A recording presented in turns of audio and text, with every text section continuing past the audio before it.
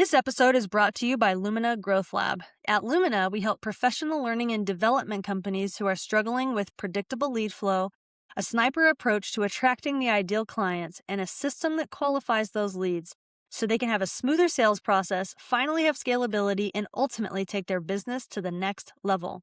Most of the time, our clients come to us frustrated because nothing seems to work outside of word of mouth and referral-based lead generation.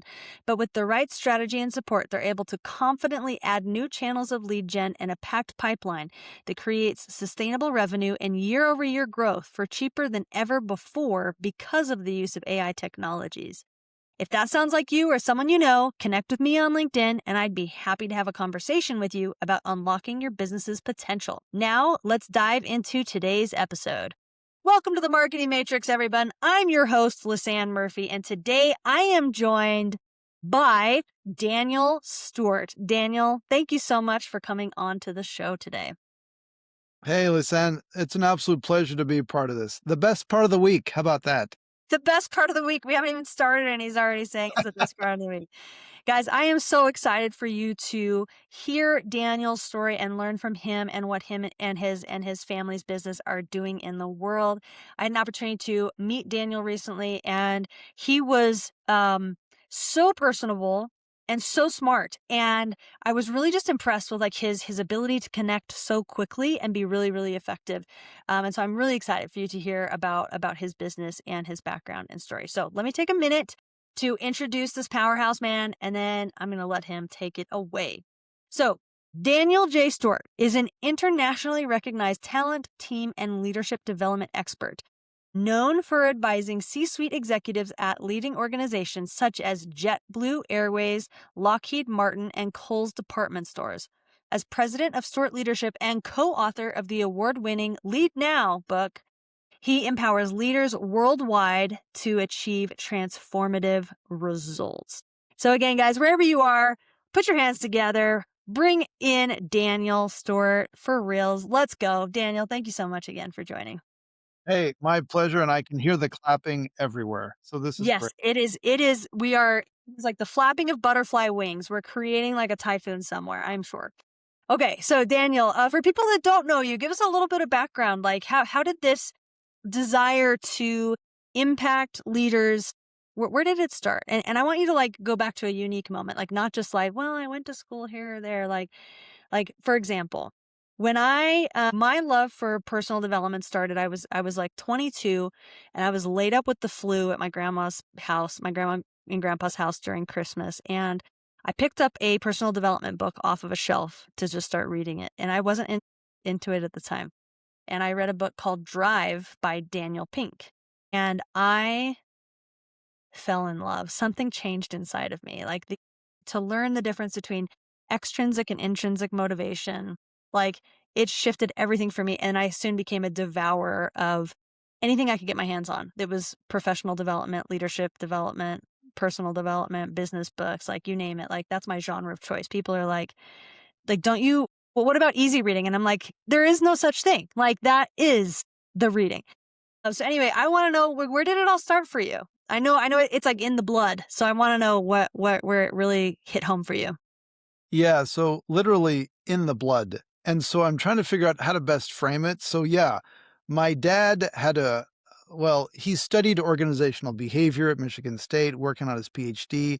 This is what he did for a living. And so I would go into his office and I would see all of these books, like he has a young kid, 6, 7, 8, and I would see books by Tom Peters and Peter Drucker and leadership theory books, and I'd take them out and I'd be looking at them. And I remember distinctly, I would be helping my dad actually collate and put in different pages of activities into his seminar binders for clients. He trained us. So I had 3 other brothers. We were used as child labor, free child labor. And so I would read the quotes and the different activities right in front as I'd put and we knew we had to make no mistakes because corporate clients, no mistakes. So I was taught early, no mistakes. So anyway, I would read all of these great insights and I'd be like, wow, this is really insightful. And I remember in 9th grade, for fun, I started to create a outline for a leadership book that I wanted to write. So that's the nerdiness that just was like, and I had a full outline of common sense management. That's what I was going to call it. And I had all of this experience.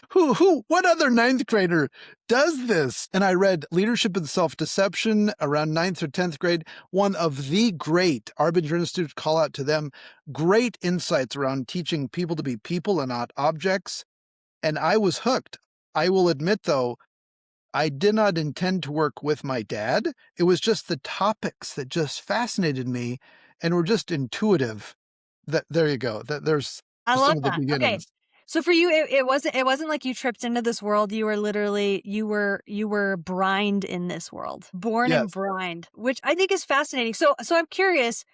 Did you ever like when you said like I didn't have an intention to work with my dad? Like was that like I'm not gonna do what my dad's doing? Like he brainwashed me from a little, or was it like I want to do it my own way? Like what was the mindset about like around this world, this leadership development Yeah. world? And it wasn't any of those. There was not like an intention of not or yes. It's rather my dad and mom did a really good job of helping raise all of myself and my brothers to there are opportunities everywhere and to keep open all of these opportunities and who knows what that might mean. And so like you are going to work here, but rather it's like pursue all sorts of stuff. And so I actually studied international relations and political science as an undergrad, and then decided to get a master's in organization development and leadership, and then dive into that world. But anyway, it was never the idea of avoiding or embracing. It's just keep on learning as much as you can about all sorts of things. I love that. Okay, so here's my next question. When was the moment where you realized that not everyone was raised like you? Like, did you have a specific experience like in maybe in high school or maybe serving a mission or in college or maybe it was after you got married? I don't know. Like, when was the moment where you realized that not everyone was born and brined in leadership? Yeah. So, part of the child labor that I did for my dad back in the days, we did a lot of 360-degree leadership assessments. And so instead, today we do them all online. But back in the day, people would fill out booklets and they would assess people and then they would mail the booklets back to us. And I, even at a young age, was able to enter in the actual ratings of all of these executives and how they were perceived by others. And that introduced me very clearly that not all leaders are good, not all leaders are effective, not all leaders can know how to communicate and how to create engagement. And it was one of those weird questions of like, but these are adults. Aren't, don't they understand how to showcase empathy while still showcasing we need to achieve something and how to build effective teams? Because these are the topics that we would talk about at the dinner table just inherently on how to communicate effectively and read nonverbals and be able and so it was the recognition that people are at all various levels of education and understanding around how to lead others effectively. That was a big kind of aha for me to see all of those different scores. Yeah, I love that. And, it's just like you're like codifying responses like back at an early age from a booklet. That's really an incredible experience. So cool. Okay, talk to me a little bit about Stort Leadership. Like what are there certain frameworks that it's based on? Was it from your dad's own research that he did from his PhD? Like how did it get going? Yeah. And so he started it in 1980, and then he continued to do coaching before coaching was a thing. And he would create all sorts of leadership development efforts and frameworks and approaches. And then I joined him about 12 years ago. And it was after he and I had done a side project and wrote a leadership book called Lead Now, and that won all sorts of awards and got all sorts of recognition. And Lead Now really introduces the four main expectations of great leadership and is a book to be used, not to be read. But it was around that time that I said, okay, Dad, maybe I need to leave the corporate world. And it was just my dad at the time and said, let's do this. Let's build this up. And one of the main decisions we made was not to base it on a person, but to base it on a complete suite of services to be able to help humans, leaders, teams, and organizations align to achieve their full potential. And so that was an early decision that we made. And so we based it, yes, on the Lead Now leadership development model, but also a model around team effectiveness, as well as several other approaches related to talent management and strategic planning and culture and organization design. And so we were able to leverage all of these different services, but the key was to tailor it. And I hats off to my dad for being able to instill that from a young age, because he was never one to say, I have, it's kind of like, I got 3 tools. Let's make sure one of these tools will work for you, client. And we hated that approach because it's like, no, no, we got lots of tools, but how can we adapt it? How can we make it fit for you, client? That's what we wanted to do. So that's what we've continued to do ever since. I love that. So you're still delivering like custom tailored packages to the clients that you work with today. That is what we do. We have over 50 consultants and coaches throughout the world, and it's fantastic because it's a lot of listening, and we partner and say, "Yeah, we have lots of stuff, but what do we need, and how can we leverage, and how do we make it so that it's so you, it can be reinforced and reinforce the culture that you're at." That's what we love to do. Yeah, I love that, and it's powerful. So, what are the types of organizations that you guys work with in terms of size, industry? Who gets the most value out of the leadership frameworks? Yeah, one of the earliest decisions we made was not to focus in any just one industry because we want to be our mission is to be able to help as many leaders as possible and at all levels. And so really, if there is a leader who has a team and or is an opinion leader, and they need support then on how to build and strengthen their leadership ability. And so that's where we focus.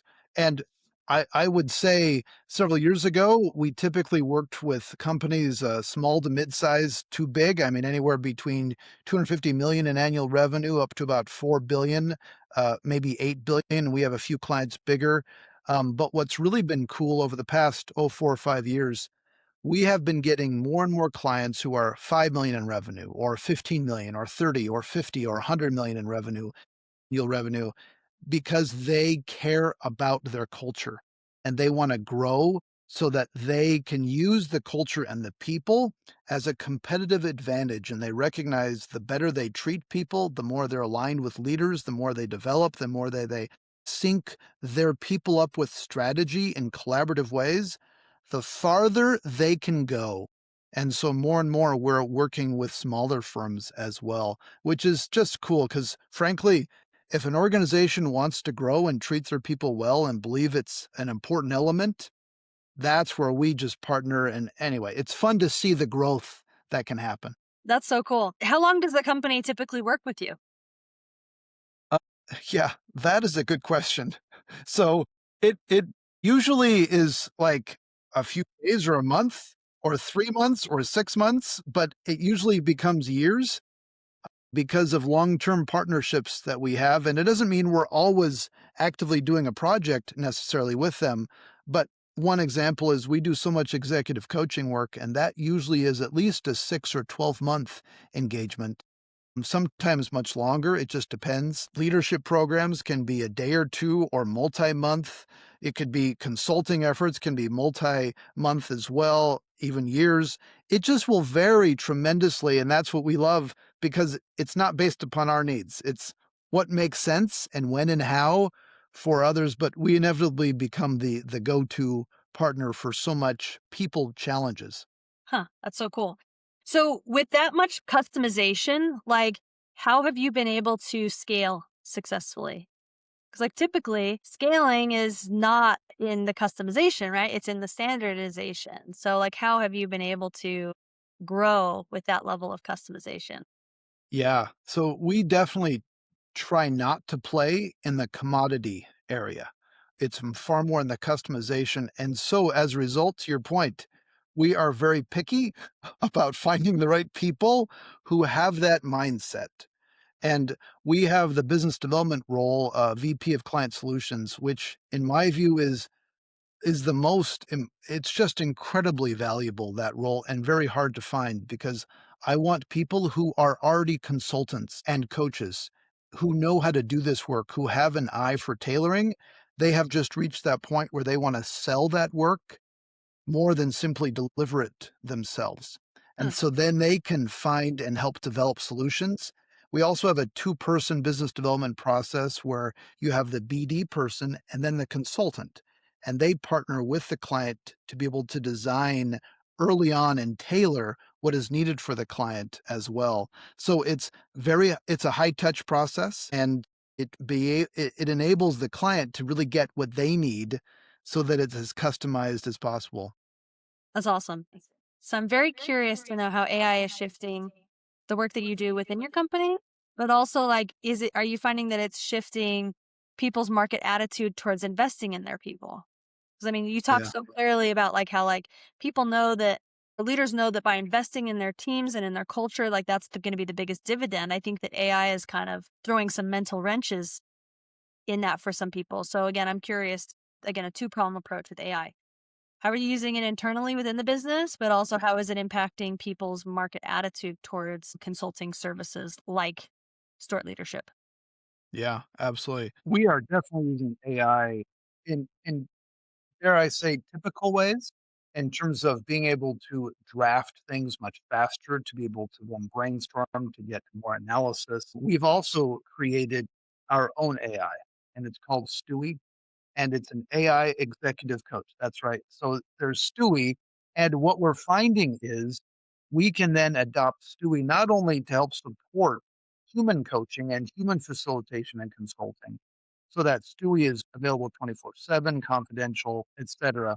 But we can then leverage Stewie for assessment analysis so that as we do interviews, as we do online leadership assessments, the level of analysis that can be provided is so much faster. And we can spend more time discussing and applying the analysis instead of more time just creating it. So we have an initial version of it, we add to it, and more time is spent then with the client applying because that's where we find the market is heading more and more. How do we apply these insights faster? We can get insights, but how do you apply it? And that's where the thinking, the critical thinking, the strategic thinking insights, we are able to focus and develop leaders to have that capability so they can go quicker. And they can also then team with others. And what we're also finding is as folks get answers quicker sometimes with AI, we can say, all right, but you're still dealing with humans. How are you engaging? How are you collaborating? How are you listening? How are you showcasing empathy while still leading toward a common vision? So that's where we're finding the market continues to go. That's so interesting. I think that's it's a powerful frame.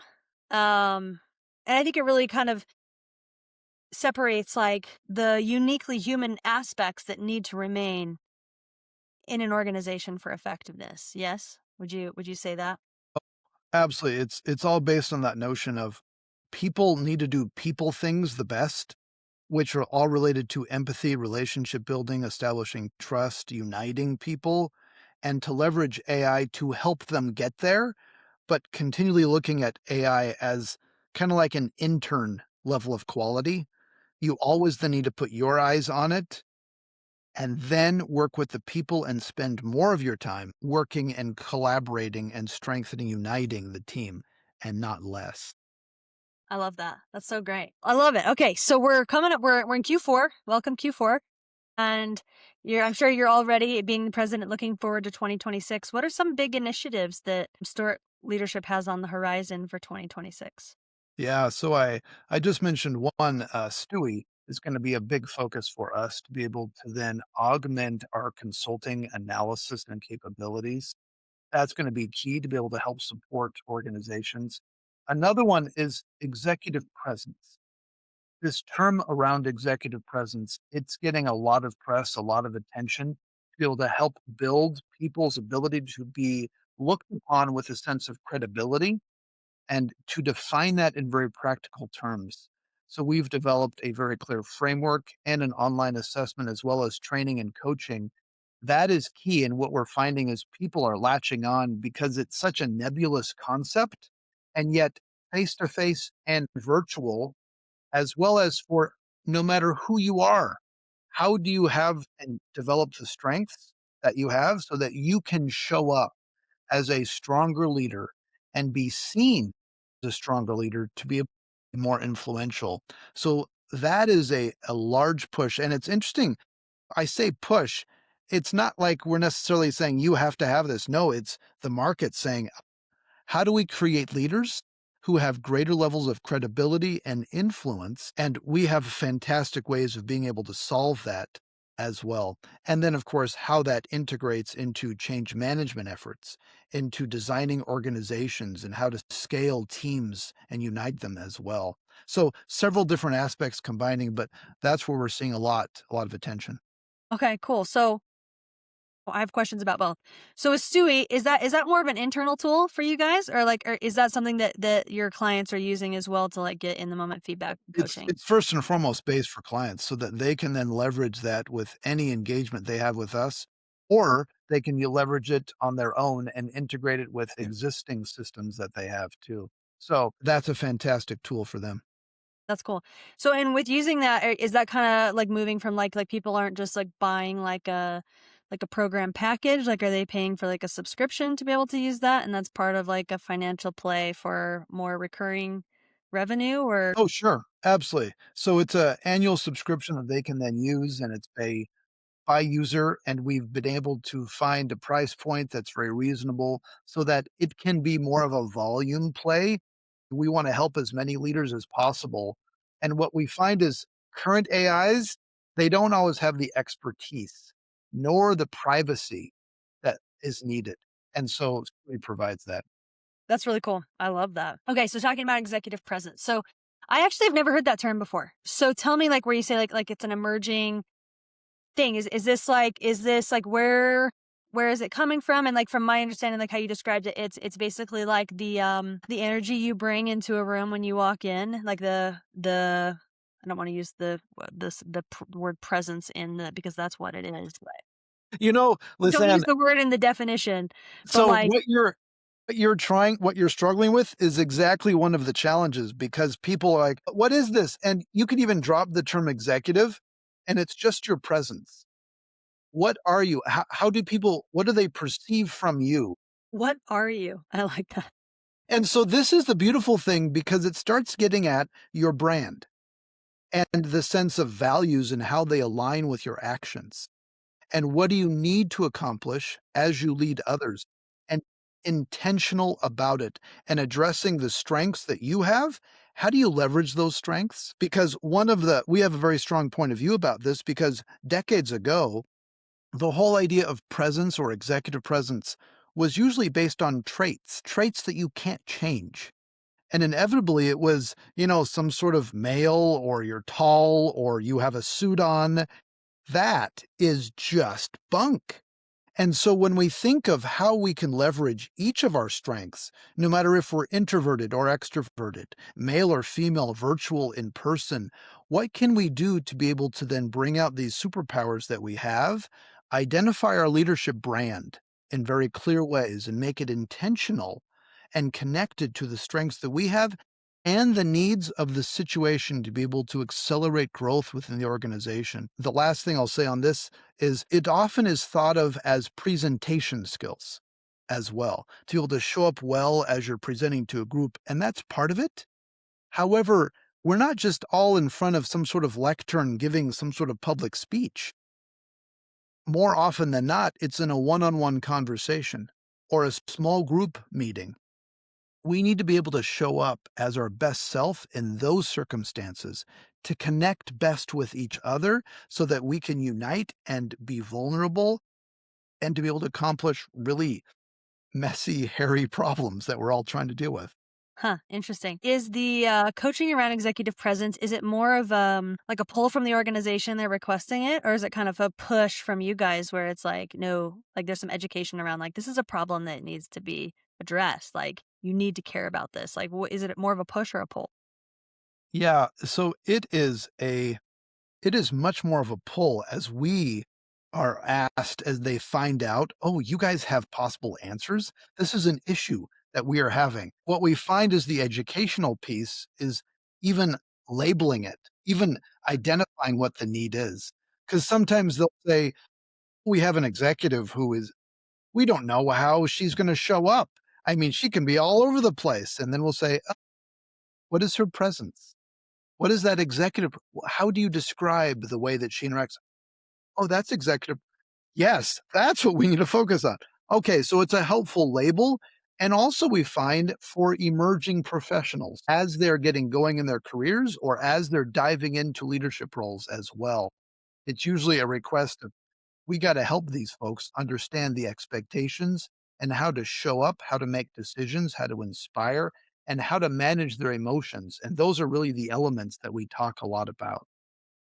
I love that. It's so cool. And I love how it's like you've created a well maybe you haven't created, but like you're putting a term to a problem, so they're like, "Yeah, that's it." Right? I think that it's really powerful. I've experienced this in my own life where you have language for something that is like you're just like, "I don't know quite like how to describe this, but like it's happening." And then someone gives you a term for it and you're like, "Yeah, that's what's going on." And so that's a powerful thing for sure. Let's talk about your market presence since we're talking about presence for a moment.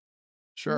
What is Stort Leadership doing out in the marketplace to draw attention? Like whether that's like direct marketing channels or organic methods, like how are you guys getting out there? Yeah.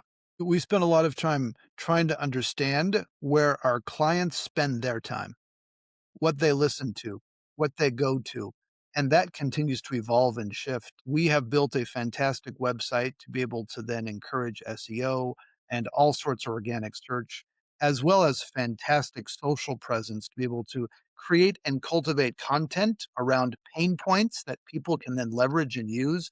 We have so many free articles that we've written over the years that we continue to create, as well as our own podcast, a leadership growth podcast that my brother and I are able to do, creating shorts from that, creating video to be able to then answer and provide insight, not only for folks to be able to take it immediately, but of course, they can get to know us and know that we've been doing this for a while. We have lots of insight, would love to partner with others. I'm sure I'm not alone with lots of other business owners. We're always trying to figure out how to cut through some of the noise to be able to help provide clear value and insight for leaders who really need some support as they're trying to work through really challenging circumstances. But a lot of content and a lot of availability. And then, of course, we have a lot of in person experiences, is what we call it, for people to join and learn about it and always leave with great value. That's awesome. I love that. And it's not surprising since especially since you've been around for a while, right? That like you've had time to build out all of these different arms and channels and different ways to and I honestly I really appreciate how you started with we're trying to be where they're already hanging out, right? I mean that's really what marketing is, right? I always think about like the medieval town squares where like the market was. Like the reason why the market was there is because that's where people crossed paths and went, right? And I think in a digital world, we forget about how business has always been done, right? And that it's you go where the stream of people already are. And so I love that you are doing that with the podcast and with social media and with events and things like that. It's fantastic. So good. So fun. So and what's something that like you personally like you've been noodling on, like whether that's it could be business related, personal related, maybe a book you're reading that's causing questions to come up in your mind or something? Like, what's something you've been noodling over recently? Yeah.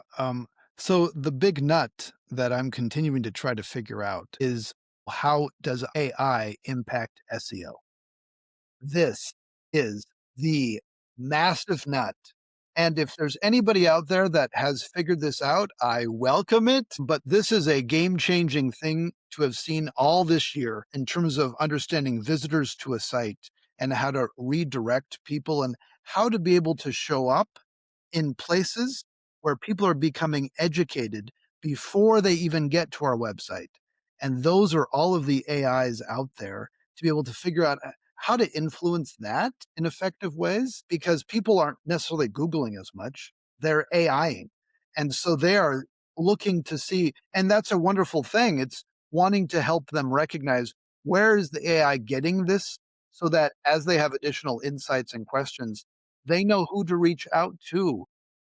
This is a nut that I would welcome thoughts around how to keep addressing this because the game is changing and it seems to keep on changing in lots of interesting ways. Yeah, I totally agree. Yeah, and I know that, anyone that I know that's been in the SEO world is it's really been turned upside down for sure, because all of the intent is still there, but like you say, like how people are searching is changing, how the results are popping up even on platforms like Google, right? Like, I mean, like even probably me, like 9 times out of 10, I just read the AI response and I don't even look at the first few search results where before, it used to be like get on page 1. Like if you're on page 1, top, 5 to 10 results, like you're doing well, but now it's like if you're not showing up in the AI search optimization, it's like you don't really stand a chance. Like it's definitely it's a big nut like you say. I'm just picturing the nut the size of a building that you're just chewing on right now. It is. And it also speaks to like volume versus quality because our volume of for like website visitors is significantly down. However, the quality of the leads that we're getting through online sources seems to be even higher than before. And so it's this interesting should we be concerned that volume is down, even though the quality remains and maybe is even increasing? It's a weird kind of thing to anticipate what the future might hold. Yeah, for sure. I totally believe that. Do you guys have like are you the marketing brain? Is that why you're thinking about it, or is it just something you're personally interested in? Like what how well why is this your nut at the moment? Yeah, so I have a fantastic team. I'm a director of marketing and a leader for our social media efforts. And we have a fantastic content writer that we can then leverage great people who are always trying to figure out how to tackle this, but we see the SEO internet leads as a significant source of being able to then get more leads in the future. That we have been on a journey for 4 or 5 years now to try to figure out how to optimize in ways that make sense for what we do, because we're not B2C.